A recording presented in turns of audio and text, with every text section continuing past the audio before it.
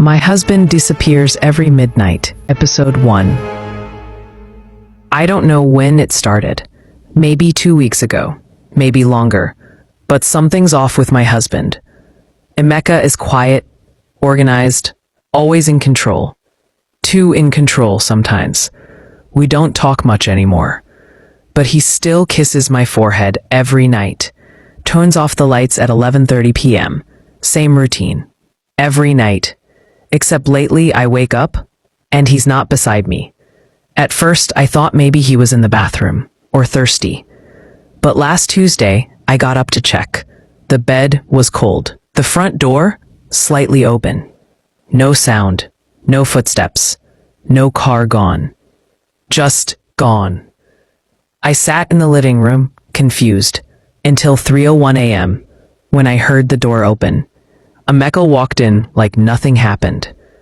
Calm, quiet, like I imagined it. "Did you go out?" I asked. He smiled lightly. "Grace, you were dreaming." But I wasn't. So the next night I stayed awake, pretended to sleep. At exactly 12 o'clock a.m., Emeka sat up. No stretch, no words. Just stood up and walked to the door. And left. I didn't follow him that night. But I will tonight. Episode 2. That night, I didn't sleep. I watched the clock, lying beside Emeka, barely blinking. 11:59, 12 a.m. Right on cue, he moved. He sat up, stood, and walked out the room. No stretch, no hesitation. The moment I heard the door close, I jumped up, grabbed my phone, and followed. The estate was dark, cold, but I saw him, up ahead, barefoot, slow steps, walking like he wasn't really awake. I followed quietly. No slippers, no light, just my heartbeat in my ears. He walked for minutes, through the main road, down the back of the estate, past the old supermarket, then turned into a narrow street I didn't even know existed. That's when things got strange. I stepped into the same street, and suddenly, it felt wrong. The wind got stronger. My phone screen glitched. It flickered and dimmed, like the battery was dying. But I had 70%. Then, I looked up. He was gone. I ran forward, heart pounding. No gates, no doors, no sound. Just an empty street. No footsteps, no houses with lights on. No sign of him at all. I turned in a circle, confused. Had I passed him? Was I seeing things? Then I noticed it. A strange mark on the ground. A thin, red, chalk-like line across the road. Like a boundary. My feet were inches from it, and my gut screamed, "Don't cross it." I stepped back slowly, and as I did, I heard it. Footsteps. Behind me. Running. But when I turned, no one was there. Just cold air. I ran home. I didn't look back again, and I didn't see Emeka return. But by 3:01 a.m., when I peeked from the room, he was lying beside me again, fast asleep. I followed him into the dark, and now I think something followed me back. Episode 3. I couldn't sleep. Even though Emeka was lying next to me again, same as always, I felt watched. He was breathing softly, but it didn't feel like just him in the room. The next morning, I got out of bed early. I didn't touch him, didn't speak. In the kitchen, I stood still for almost 5 minutes, listening. It was quiet, but I swear I heard breathing behind me, even though I was alone. I turned sharply. Nothing, but the air felt thick, like something else was there, watching. Waiting. When Emeka walked into the kitchen later, I flinched. He smiled. "Morning," he said. like nothing was wrong. I forced a smile back, but something in his eyes, something I never noticed before, it felt hollow, like the person I married was still wearing his face, but he wasn't inside anymore. We sat to eat. He picked up the spoon and started eating.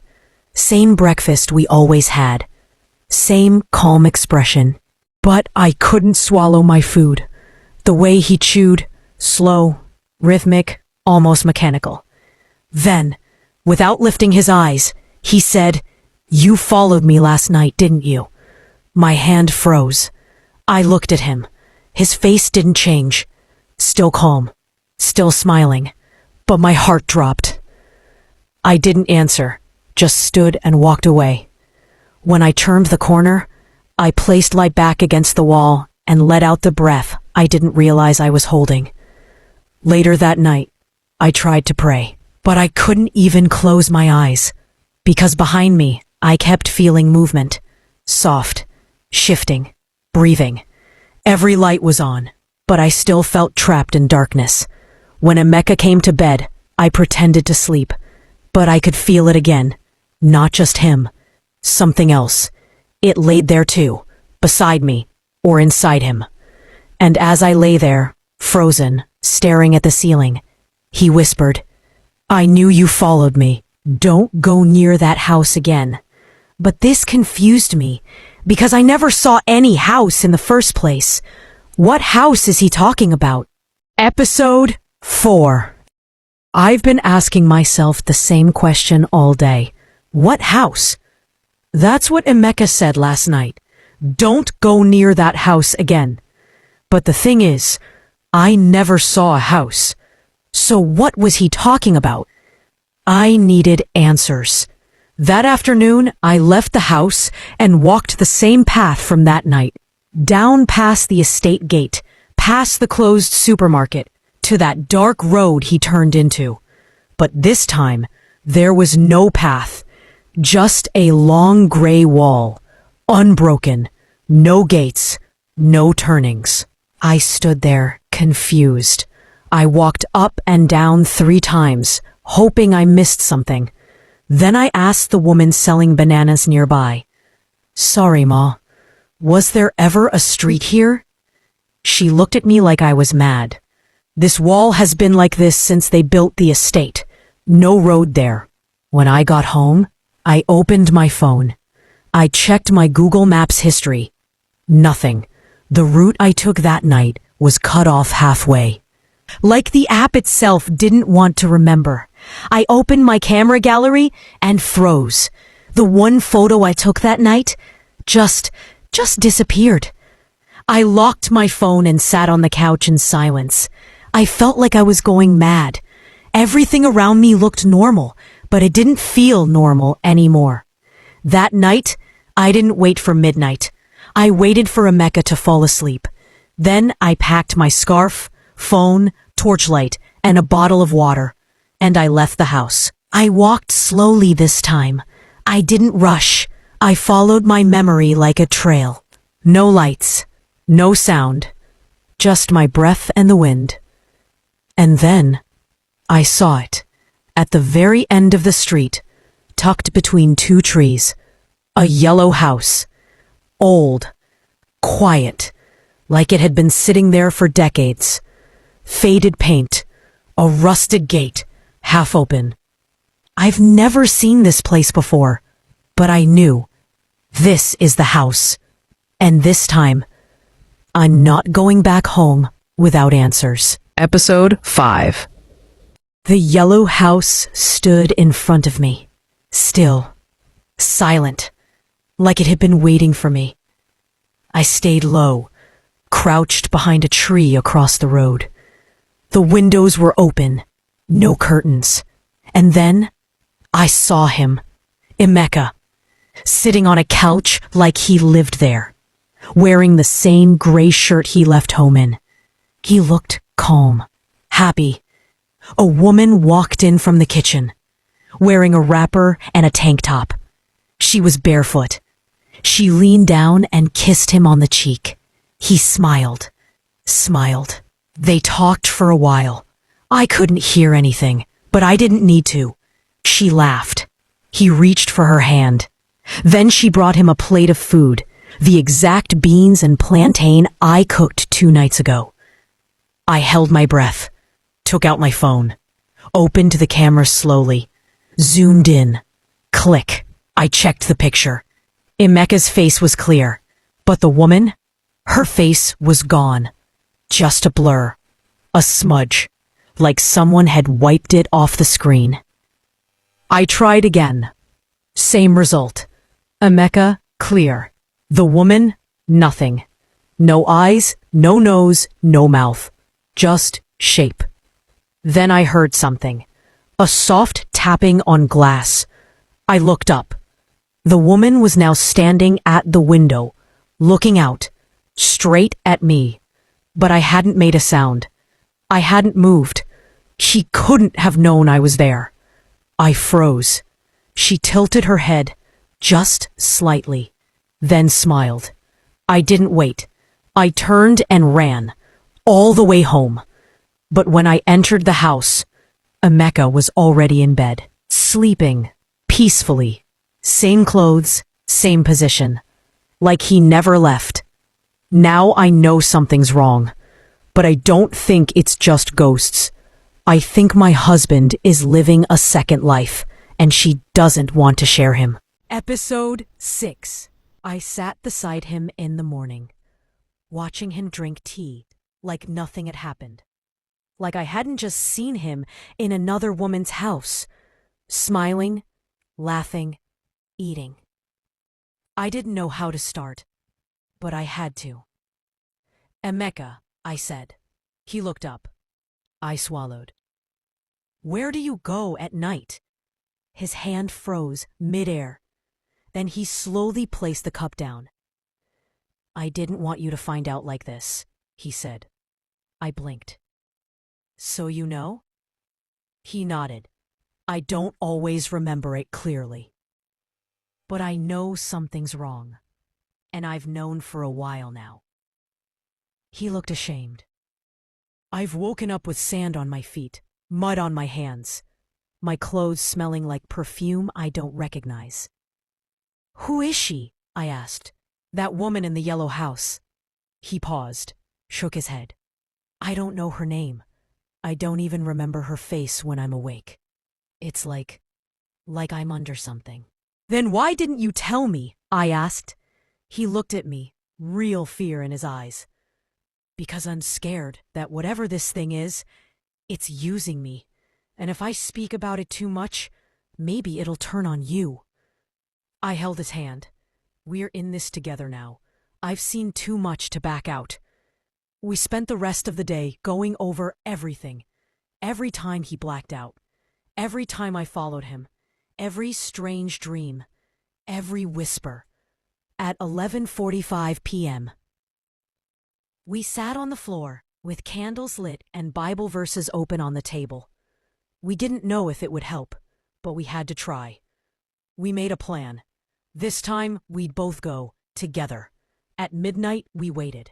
12:01, 12:05. Nothing. Then, 12:09, Emeka stood up suddenly, eyes wide open. He didn't say a word. He walked to the door, and we followed. Down the same path. Through the alley. No wind this time. No strange sounds. Just silence. Until we reached the yellow house. The gate was already open. We stepped in, both of us. And there she was, the woman, sitting on a chair outside, smiling, like she'd been expecting us. Episode 7, final episode. The yellow house was silent, but the air, thick, like it knew we were coming. I held Emeka's hand as we stepped through the gate. The woman was already waiting on the front steps, barefoot, calm, smiling. You came together, she said. Good. That will make the choosing easier. Emeka tensed. What do you want from me? She laughed softly. You, that's all. I'm married, he said. I didn't choose you. She raised a brow. No, but someone before you did. She reached into her wrapper and pulled out a necklace, old, bronze, covered in dust. Your father made the deal. Your blood belongs to me. Every first son in his line is mine when the time comes. My knees weakened. She had heard of things like this before. Family pacts, spiritual debts passed down like inheritance. But Emeka had never believed in it. Until now. So what now? I asked. You take him, and I lose my husband? The woman smiled again. I'm not cruel. He has a choice. She looked at Emeka. Stay with me, fully. Forever you'll be safe, rich, fulfilled. Or break the bond and walk free. But if you do, something must be left behind. Emeka looked at me, tears already in my eyes. He whispered, I'm not leaving you. He turned to the woman. I choose my wife. The smile on her face faded. Thunder cracked, but there was no sky, just darkness all around. You made your choice, she hissed. She snapped her fingers, and the wind around them exploded. Emeka screamed. He dropped to his knees, holding his head. I shouted his name, but he didn't hear her. It was like something was being ripped out of him. And then, silence. He looked up, calm, peaceful. But when his eyes met me, there was nothing. Hi, he said, confused. Sorry, do I know you? I couldn't speak. Yes. He stood up, dusted himself off, looked around, then smiled politely at me. You okay? You look like you've been crying. I nodded slowly, then turned my back to him so he wouldn't see the tears fall. The woman was gone. The house, gone too. Only I remained, and a man who no longer remembered loving me. He came back to me, but not all the way. And maybe that's the price of choosing love. Sometimes love doesn't remember you back. Do you enjoy the story? Do you wish we continue it? Please tell us where you are watching from in the comments section. Thank you.